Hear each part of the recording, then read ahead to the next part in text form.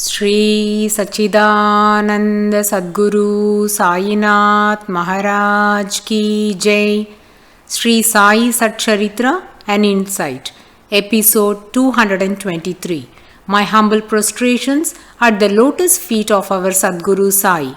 By the divine grace of Sai, an attempt has been made to translate the gist of the divine discourse of Sri Ramanathan brother telecasted in Sai TV.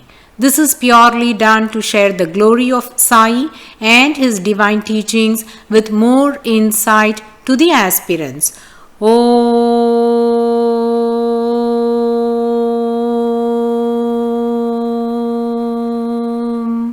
Gurur Brahma Gurur Vishnu Gurur Devo Maheshwaraha Gurur Sakshat Parabrahmam Tasmai Shri Gurave Namaha.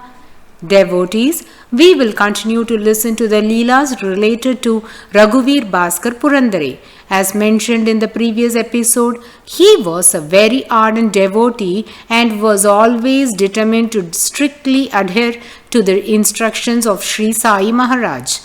If a devotee has resolved to follow the commands of Sri Sai Baba, then Sri Sai Baba himself will provide the necessary guidance, remove all the hurdles for the devotee and make the situation conducive for him to carry on with his instructions without any problems. On the contrary, if the orders of Sri Sai Maharaj are neglected, be it intentionally or hastily, then the devotees encounter difficulties in their life. We have listened to many Leelas in this connection in the earlier episodes that are narrated in chapter 8 and in the subsequent chapters how devotees suffered or encountered accidents when they left Shirdi without Sri Sai Maharaj's approval. Whereas those who abided by Sri Sai Baba's orders were able to fulfill their goals without any hindrances. Let's move on to the Leelas related to Purandare. Once he came to Shirdi for darshan but had to leave the next day to join his work. To go to Mumbai, he must reach Kopargaon railway station by Tonga from Shirdi. Then, from Kopargaon, he should go to Manmad, and from Manmad, he had to board a train to Mumbai. Firstly, he must be granted permission by Sri Sai Maharaj to leave Shirdi. Then, the challenge is to reach the station on time because the last train from Kopargaon to Manmad is at 6:30 p.m. After this, there is no other train to reach Manmad. Around 4:30 p.m., Purandare went to Sri Sai Maharaj to seek his permission, but he was not permitted to go. Though Purandare had to report to the office next day, he was not concerned as he was denied permission. Instead, he went and sat down next to Sri Sai as he loves to be in the divine presence and enjoys staying in Shirdi. Then for the second time, around 5 p.m., he asked Sri Sai Baba if he could leave. Even now, Sri Sai Maharaj said, "Wait, we'll see." Whereas other devotees were granted permission to leave, but Purandare was asked to wait. Around 6 p.m., Sri Sai Maharaj asked Shama to get the udi, and that was smeared on the forehead of Purandare by Sri Sai Baba. Then he was given permission to go. There was just 30 minutes left for him to reach Kopargaon to board the last train. Purandare, without any tension, started off. Sri Sai Baba was marveling at the faith and patience of Purandare. He called M.B. Reg and told him to go along with Purandare. As directed, both rode on a bullock cart and were supposed to ride almost 18 kilometers to reach Kopargaon from Shirdi. They could reach Kopargaon after 1 hour and 45 minutes, which means around 7:45 p.m. That was a Monday and a day for the weekly farmers' market. So, the place was very crowded. They reached the railway platform to know that the train had departed. Purandare was least bothered about the situation. He was certain that Sri Sai Baba's actions are always wise and unfathomable. To the amazement of both, around 8:15 p.m., a train arrived at the station. They came to know that it was a special train for Kopargaon to Manmad. Usually on Mondays, owing to the farmers' market, the last train will be overcrowded with people. Arrival of this special train was not known to anyone, but everything was aware to the all-pervasive Supreme Lord Sri Sai Maharaj. Hence, he made Purandare to wait until 6 p.m. at Shiradi and permitted him to go so that he could reach the station to board in the special train, which was a pleasant surprise not only to him, but Reg was also blessed to witness this amazing miracle of Sri Sai Maharaj.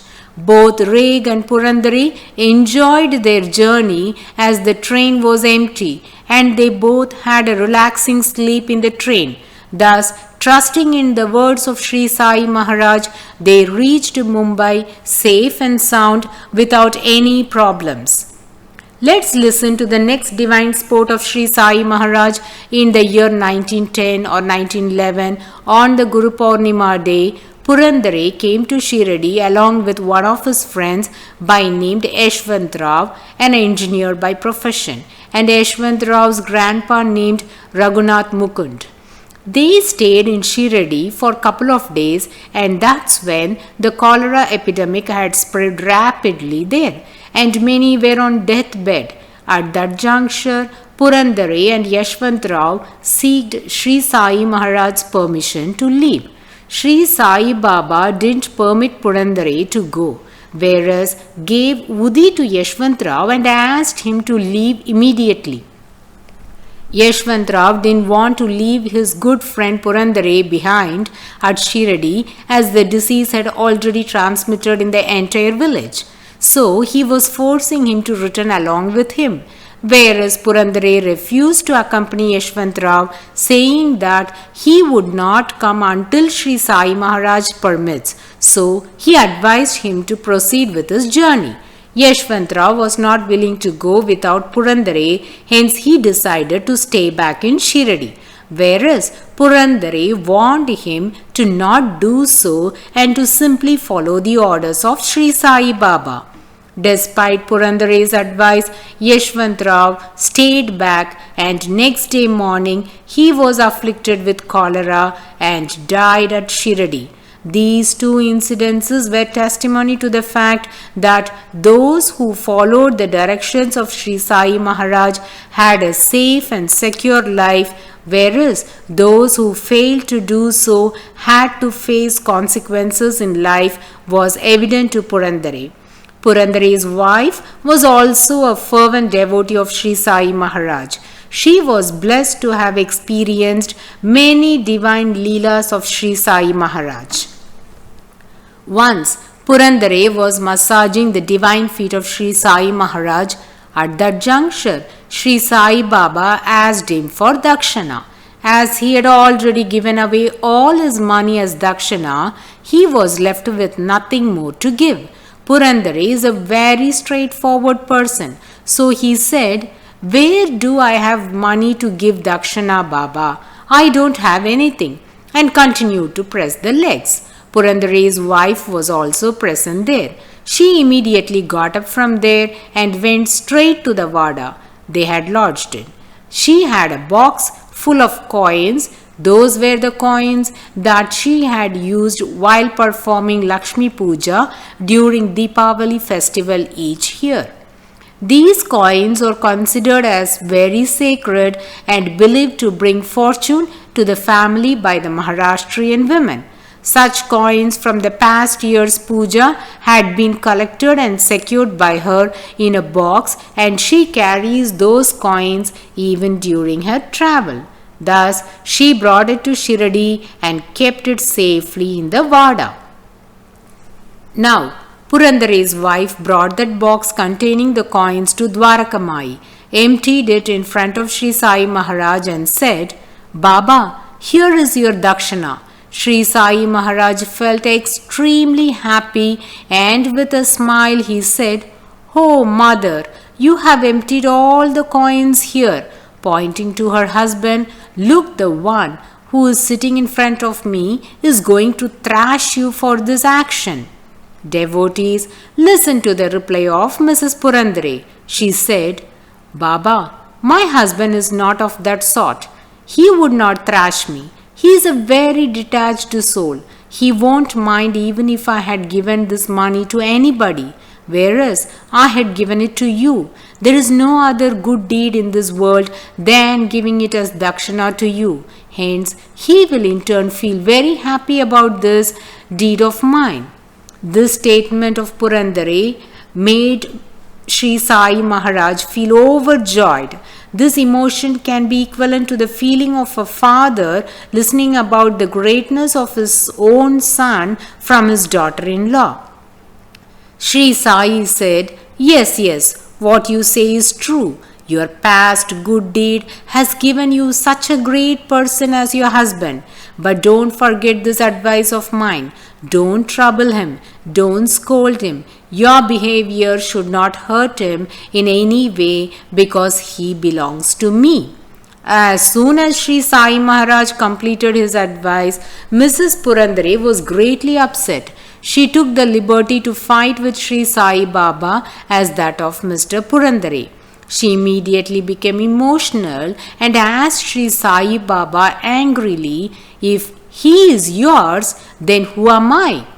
Sri Sai Maharaj realized that she was upset and began to console her, saying, "You are also mine. I am for everybody. I belong to everyone. Mother, I am overjoyed to see your deep sense of gratitude. You will not have any suffering. I will fulfill all your wants. There will never be any shortage at your home. Allah is very delighted at your generosity. Be noble like this ever, and Allah's blessings will always be upon you. Always remember that there is none greater than Allah." Thus, Sri Sai Maharaj granted kind benedictions upon her. The above conversation testifies to the fact that even Mrs. Purandare had close ties, that is Rinanabandh, with Sri Sai Maharaj. During the year 1910, Purandare came to Shirdi for Sri Sai Baba's darshan and returned to his home at Dadar to find that his wife was terribly ill due to cholera and was bedridden. Purandare was very much worried about his wife's health, and he rushed to get a doctor. The doctor examined her and found that the pulse was very low and she was almost on her deathbed. The doctor told Purandare that she will not recover. Her body temperature was dropping and was becoming cold. He was mentally praying to Sri Sai Maharaj and came out of his home to buy some household stuff. Close to his home was a Dattatreya temple. To his astonishment, Sri Sai Maharaj appeared in front of the temple and said, "Give Buddhi and sacred water. She will recover." Purandare didn't have any holy water at home, so he decided to give Udi and plain cold water mixed with Udi. When he gave this water to his wife to drink, all the relatives were mad at him for giving cold water to a sick lady.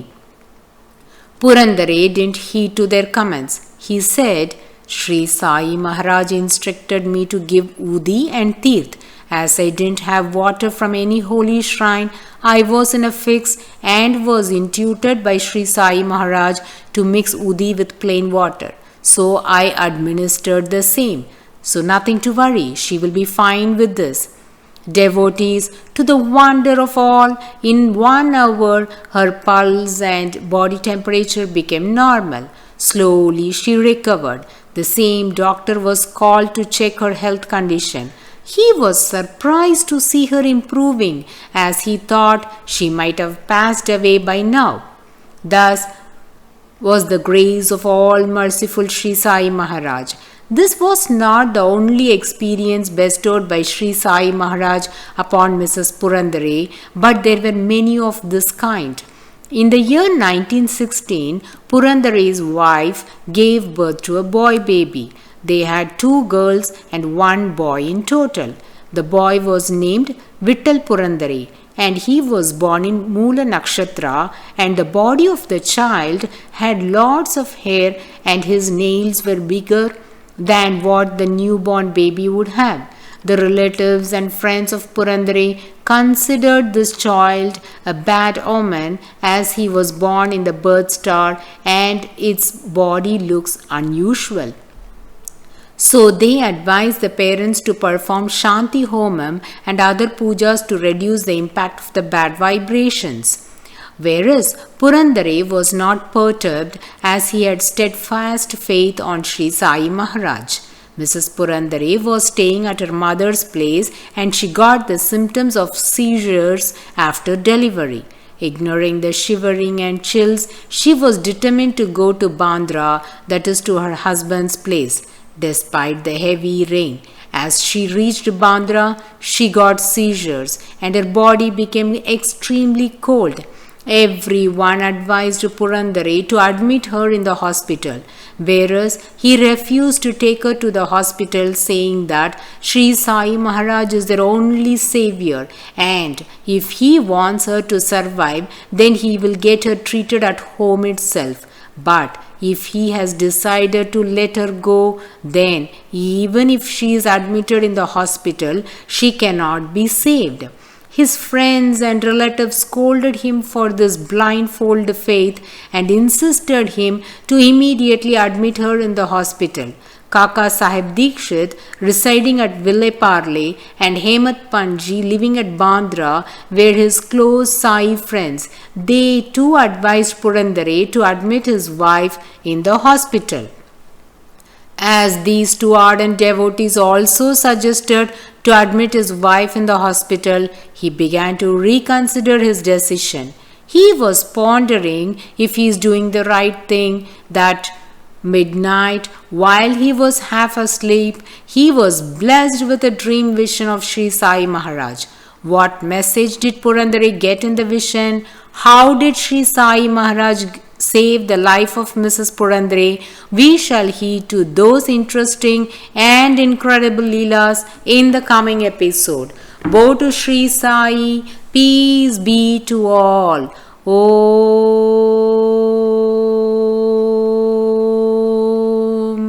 Sai Ram.